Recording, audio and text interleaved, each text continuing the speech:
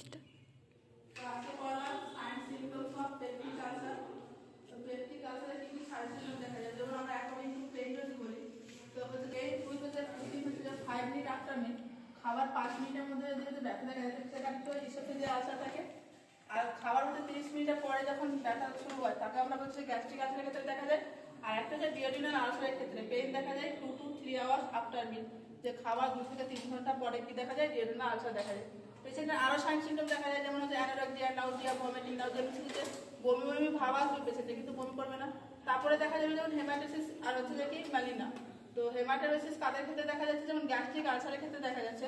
Gastric আলসারের ক্ষেত্রে দুটোই দেখা যাবে, হেমাটাইটিস আর ম্যালিনা। যখন ডিওডিনাল আলসার থাকবে শুধু হচ্ছে যে ম্যালিনাটা দেখা যাবে। তারপরে পেশেন্টের ক্ষেত্রে কি হবে, যে ডাইজেশন ঠিক মতো হবে না, ইনডাইজেশন হবে পেশেন্টের ক্ষেত্রে।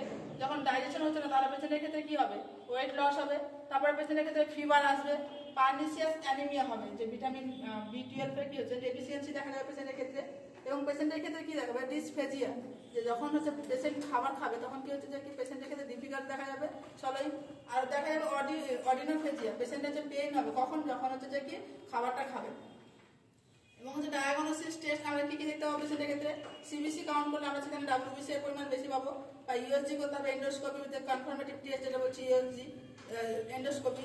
দেন হচ্ছে ইউরিয়া ব্রেথ টেস্ট, আমরা মোস্ট কমনলি জানি যে 80% কিন্তু পেপটিক আলসার হয় এইচ পাইলোরি হচ্ছে যে কি যে ব্যাকটেরিয়ার জন্য।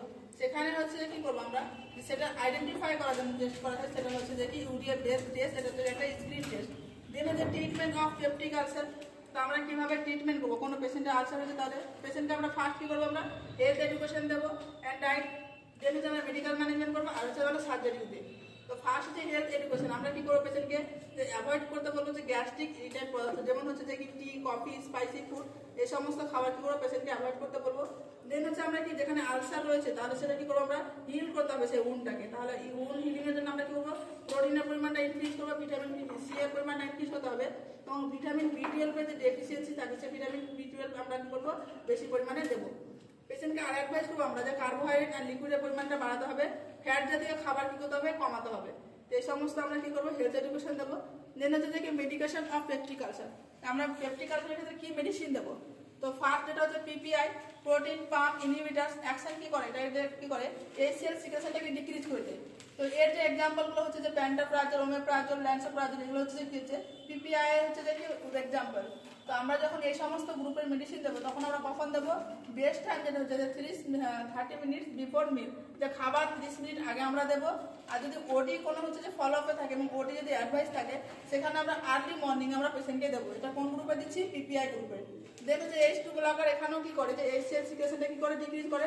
এই সমস্ত মেডিসিনের নামগুলো যেমন হচ্ছে ড্যানিটিডিন, সিমেটিডিন, ফ্যামোটিডিন।